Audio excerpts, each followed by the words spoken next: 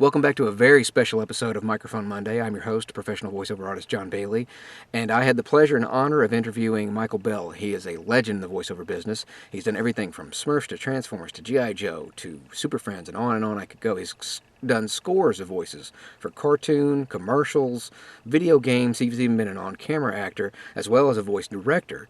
He was on the board of directors for the Screen Actors Guild, an animal rights activist. He's the godfather of Steve Guttenberg, and just an all-around great guy. And he was very, very gracious with his time, so I decided to make this a two-part interview. So I hope you enjoy part one of my interview with Michael Bell. When did you first get started, and how long have you been doing this job? Oh, when you got started as as an actor, a voiceover artist. I think as an actor. That was when I was in my teens. But as as a voiceover artist, I'm trying to think. I think I was in my 30s. So Okay. 40, 50, 60, 70, about 40 some odd years ago. Wow. Oh, how did you first get started into going into voice acting and into the actual business of being a voice actor? Well, that came about as a result of doing. I guest starred in a number of television shows at that time. I'd been under contract to Universal Studios. Had worked as an actor for some time, but met somebody who was one of the top voiceovers in the business, an actress by the name of Joni Gerber, who was one of the top voiceover ladies, and she said that I should really try to do voiceovers instead, because that was that I was really prepared for, because I had done a lot of dialects and different characters, something I wouldn't have gotten a chance to do when I do on television. Most of my on-camera work, I was a heavy, and I really wanted to play other characters. So she took me on a couple of her jobs, one of which was over at Mel Blanc's, who she was working for, and Mel's son Noel. And I loved it. I thought it was absolutely great. I'd never seen anything like it, and I wasn't prepared for how great it was. So I decided that's what I wanted to do. So she introduced me to a voiceover agent, and then I started my career. That's incredible. What did you go into? You went straight into cartoon, or did you do commercial first, or do? I did a lot of commercials. I did a great many commercials, and at some point started out really doing a lot of voiceover in terms of commercials. I did a lot of on-camera as well, but then started to do a lot of voiceover commercials, and then got into animated work. I think Hanna-Barbera was the first to hire me. How did you go about preparing for an audition or a session for doing voice acting? I never really did anything formally. I just was able to do it. I just went in and had characters I had developed over the years just for fun, for myself, and imitated people, imitated other actors. That's what most of us did. At that point, there were a lot of classical actors. When I say classical, I mean actors who classically had characterizations, voices, to go with their faces that were under contract to studios. Actors that kind of like Boris Karloff, Peter Lorre, Jimmy Cagney, Right. and unknown, well, I should say not as well-known character actors who were in a lot of movies and under contract to the studios at that time, when the studios had contract players. And they were character actors, and I just loved imitating them. What is when did you know how important that specifically you were to franchises like Transformers and G.I. Joe and Super Friends and other now considered classic cartoon series? I'm not sure any of us considers. I think the word important wouldn't be viable. I'm not even sure I can still use the word important. The fact that we did these characters, we just worked. These are all jobs. You get a job, you do the Transformers. You get a job, you did Inhumanoids or X-Men or whatever it was. You just went out and worked. Is all you did. And it was only years later that this craze took over and suddenly became really successful. That was only years later. Up to that point, it was just work. Everybody was working. Has technology changed the voiceover industry for you, like digital recording as opposed to doing tape reels or being able to sending files over the internet or using voiceover websites to audition, stuff like that? Yeah, of course that has, because now you can send your auditions through an MP3. But I'm not sure it was for the better, because quite frankly, you had a greater opportunity to get the job if you met with the casting director, because then you could fashion the character to what their needs were. Now you're limited to sending in one take. So if a character has different levels, maybe the voice is deeper, maybe the character's a little older, maybe they want something a little bit different, maybe they want a dialect, but they don't know they do. You're stuck with one audition, and you can only hope that they have enough sense to say, well, that was good, he was good, or she was good, and let's give them another shot and move them in the direction we would like. But that isn't always the case. Yeah. So I'm not sure it was. I think it expedites things and works well for casting directors to some degree, or to the producers for some degree. But for the most part, I think it cuts the ability for the actor to really stretch and to really play on an audition. Does it make it more difficult to book something because you're up against a lot more people, because there's more people able to send things online as opposed to being in LA or New York? Yeah, that goes without saying. Yeah. Now of course people send out their auditions MP3. I'm sure there's a lot of stuff that goes out that's not particularly good, because I also train, I also teach. Right. Teaching a seminar again very soon, and a lot of people are just not prepared yet. But there are people that are. There are some that are. And then, of course, you have New York people, and people from Atlanta, or people from Texas, people from Chicago, and people from the hinterlands that just might have a really special talent and the ability to send something in, and then that's it. Yeah. It's everybody's job, including now the wealth of celebrities. I mean, you look at the new Madagascar that's out; it's all stars. All the Ice Age are all stars. You're actually jumping to some questions I have later on. One more standard question that I've got that most anybody that whether they know much about voice acting or not would be what was your favorite character, or is your favorite character do the voice, or what favorite series did you work on? It's so hard to kind of pick your children. You have a bunch of kids and you say, I like this one better. They're all pretty much on the same level. There were obviously repetitions of characters that you do in one series that you might possibly repeat in another series, but I think a lot of it depends on the writing as well. That gives you an opportunity to develop a character that is rich with just not just your voice, but with what the character has to say as well. Right. I love doing characters on the Smurfs. I thought they were great fun. I had a chance to do a number of them. And the characters on Rugrats were just really great fun for me. That was a fun show, even for us grown-ups. My kids watched it, but we still enjoyed Rugrats. Sensational show, beautifully written show. Did you make a cameo in the Smurfs? I don't remember if I checked the credits on that yet or not. Oh no, that was my series. I did Handy, Lazy, and Grouchy. Oh no, I mean on the new movie that came out. Did you do a cameo? Oh, the new movie. Oh, good God, no. Oh, okay. No, they used celebrities again. Yeah. I only did the Blu-ray trailer, so I didn't get to do any character work on it. You have a very unique voice, and as are your characters, and your voice is very difficult to emulate. Were you ever concerned about some other voice actor using or quote unquote borrowing a character voice that you created, or was your voice just so unique that you never had to worry about it? No, actually, I never thought much about it until I did a commercial years ago that was quite successful for Parquet. I did the voice of Butter, that little character for years, and then the product went away. I mean, they got a whole new campaign, and then years later they brought it back again. They asked me to audition. Oh. And I said, well, why am I auditioning? I created the character. I created the voice. And they just wanted an audition, so I auditioned, and I didn't get it, although it was the exact same character. They gave it to somebody else, and it went on the air, and it failed miserably. People just didn't. I'm not sure they failed because the actor who they got couldn't duplicate my voice, which he couldn't, because there's something besides just the voice. Right. There's a quality that I have. But maybe the commercial itself wasn't that funny. It was just it was bland. It was a very bland approach to the commercial.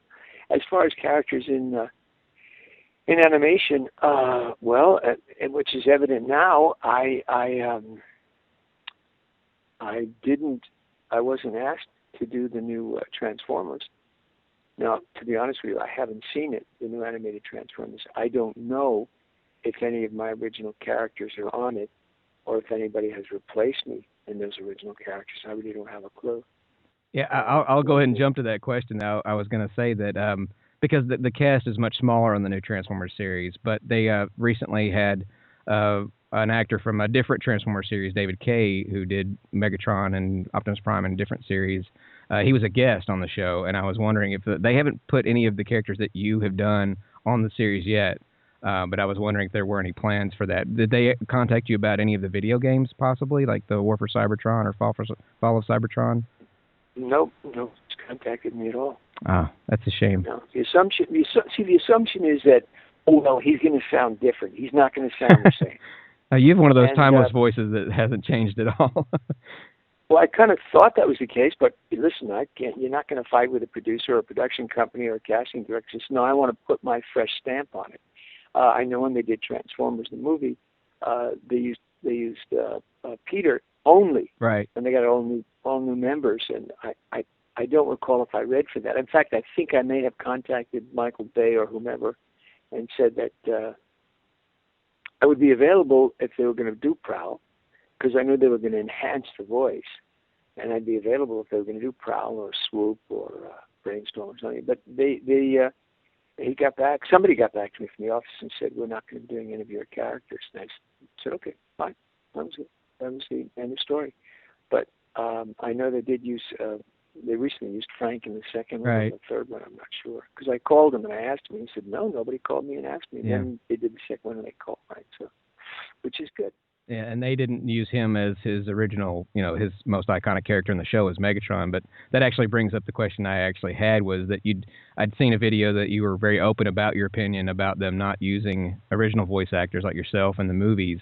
And maybe you can now go more into detail about your opinion as movie companies, at least, using celebrity actors as opposed to actual voice actors, because I was personally disappointed that DreamWorks especially, they always use celebrities or actors as opposed to people who have done this for years or who created the characters in the first place.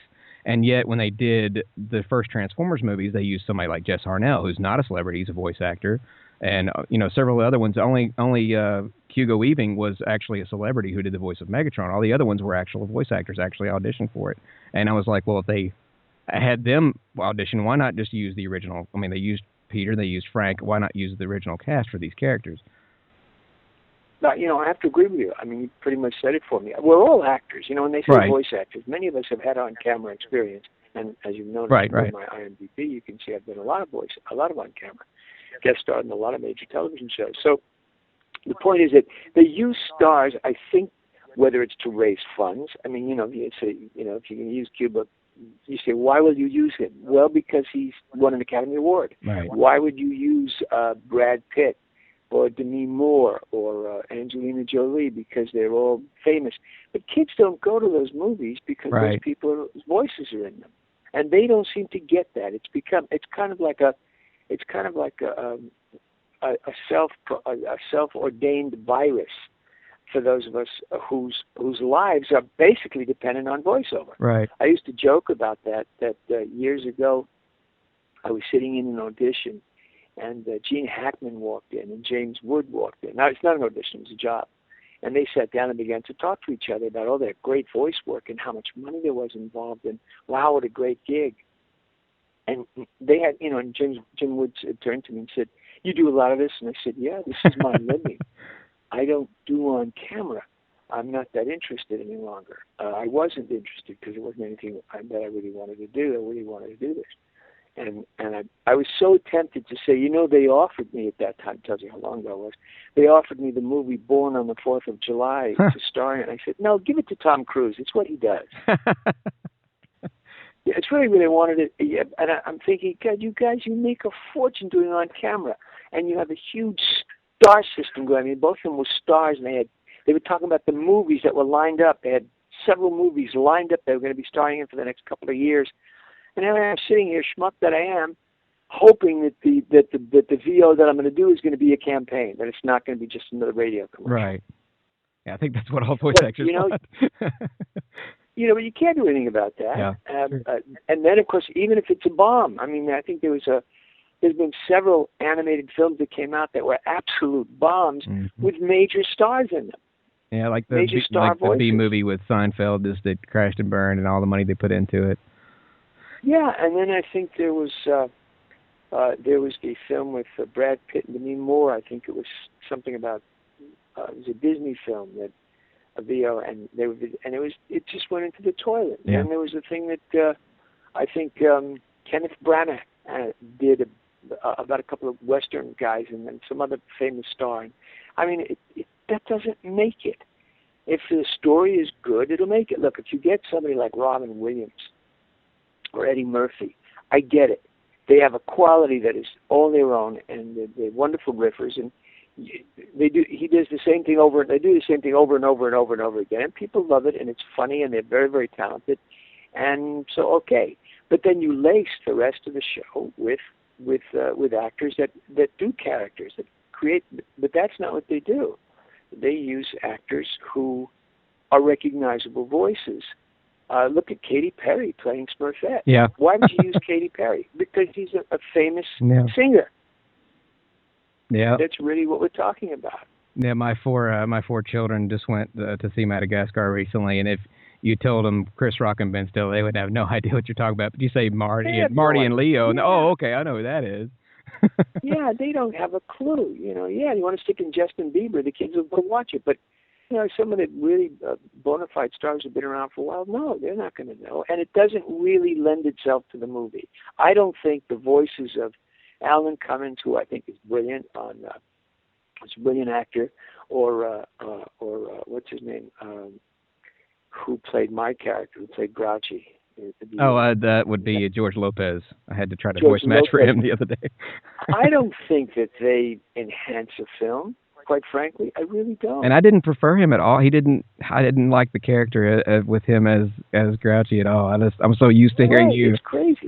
People are used to hearing, "I hate Smurfette." Exactly. I mean, it's really what they want to hear. They don't want to hear that. They don't want to hear George Lopez. I mean, so others say, "Well, I know what we'll do." I'm sure you see they're all sitting around going, "We're going to bring in a huge Hispanic audience because George Lopez plays Grouchy." That's not the way a film should be made. No. I can get bringing in a star for an on-camera, and I understand bringing in stars for on-camera work, but for voiceover, I don't get it. Yeah. I just don't get it. But then it's not up to me to get it. I'm not the one putting the money into it or trying to get money for a production to get it released. So, what can I do? All I do is, and then what we do is, we wind up playing subsidiary roles. Yeah. We wind up getting small roles. We wind up saying, we need someone to play the undertaker. We need someone to play the construction worker and the cop. Yeah. So you're standing there with these actors, these well-known actors, and you're doing this little cocky moon voice, which is okay. It's we get credited as other voices. Yeah, well, other voices. And then when we did Rugrats, the first Rugrats didn't have any celebrities in it, the first movie. Right. And we didn't have any celebrities in the TV show at all. It was a smash hit. And it became the first movie became, I think they brought in $75 or $100 million, something like that. And then the second movie, they had to bring in Whoopi Goldberg to play a voice. And they brought in somebody else to play it. And the third one, I think they had Bruce Willis play the voice of the dog. And I said, why are they having Bruce Willis do the voice of the dog? I did the dog in the series. I'm sorry I take umbrage. I did the dog in the series. Yeah, I know I'm doing Chaz. Yeah, I know I'm doing Grandpa Boris. And I know I'm doing that third voice of Angelica's dad, Drew. Okay, so you can't have me do the voice of the dog. What are you bringing in Bruce Willis for? Bring in a voice actor that needs to friggin' work. We'd all appreciate it. You've already touched on this some, but you've been both on camera and behind the mic. And are there any major differences between the two, and which would you prefer? I think you've already said which one you prefer. Yeah, if I had an interesting on-camera character, if they gave me something interesting to do, something to really play with it, really enjoy it. It's just the stuff that I had been offered over the years till I finally said I don't want to do this anymore. It was just the same thing. It was stuff that I'd already done. You know, I was eating the same food all over again. Same heavy, same guy. I wanted comedy. I wanted to do a comedy series. I love doing comedy. That would have been great fun for me to play. But the stuff that I was doing on television was just pointless after a while. And it certainly doesn't pay the kind of money that people assume that it pays. Only once you get into a series that's a huge success, you make some real money. But other than that, in terms of a guest spot, it's not a great deal of money at all. It appears to the average person it would be. You know, if you're making $1,500 for the week or $2,000 for the week, that's a lot of money. It is. But you don't work every week as a guest star. You may work once a month. You may work once every 2 months. Yeah. So it's not as lucrative as VO, because voiceover, I can do 3-4 jobs a day. Yep. I just did an ADR yesterday, which is additional dialogue. I think additional dialogue. Additional dialogue. There's so much controversy on what ADR stands for. Yeah. I just did that yesterday for a movie, and that will be lucrative. If you do a little additional dialogue for a Disney film, if it's not too big a cast, that can be very, very lucrative. My friends who did Toy Story, I think Jack Angel did Toy Story 1 and 2, and he did very, very well with that. A lot of my friends did very, very well with that, because there they got to play some characters, right? Little characters that were worth it. It was worth billing. I just did some subsidiary characters in Tangled and in Cars, and did very well with that. That's cool. That's really. You mentioned that you're directing. I'd read that. How is directing voice actors different than being directed as a voice actor, and has it changed your perspective on voice acting or voice actors at all? No, it hasn't changed my perspective. I love directing. I love it because I take it from an acting viewpoint. I don't necessarily take it from, I need the voice different. I need a different voice or something to that effect. The voice has to be deeper. Like, there's that too, but basically is what are you bringing to the character? It's the acting chops that count. So I love directing. I'm directing a wonderful cast. Villa Bronze is the internet webisode series, and it's directed towards kids, but it's also very palatable for adults because it has some wonderful jokes and morality in it. And it's LeBron James' series. It's his series. It's his concept. So I work for directly for the company, but also directly for him. Okay. I personally just got to work on my first major video game, and you've also done a lot of video game characters. Yeah. What is the difference between, for those who don't know, what's the difference between doing a character for a video game as opposed to an animated series? Depends on the video game. If it's geared towards kids, it's pretty much like an animated show. The difference is you don't have a time constraint. If you're doing an animated series or an animated show, excuse me, you got 15 minutes or maybe 12 minutes of show and the rest is commercial. If you're doing a game, there's a lot of dialogue. Yeah, and you got those wonderful 4-hour sessions too. Yeah, and you don't have to worry too much about overlapping. It's kind of fun because you can really play. The only difficulty is, of course, a lot of screaming when you're doing an adult game, a lot of dying. You die 7 different ways, as you know, and you kill 7 different ways, and it's a long session. And if it's well written, it's fun. If it's not well written, it's just a lot of yelling and screaming. But I've been fortunate. I've had some really, really good shows under my belt, and I love.